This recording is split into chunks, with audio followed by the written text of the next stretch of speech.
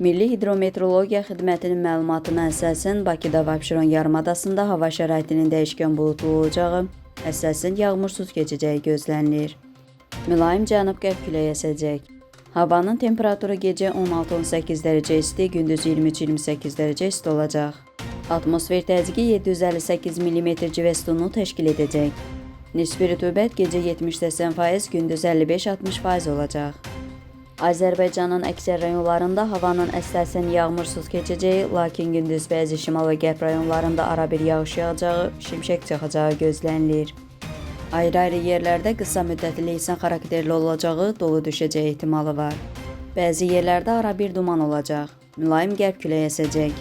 Havanın temperaturu gecə 15-19 dərəcə isti, gündüz 24-29 dərəcə isti.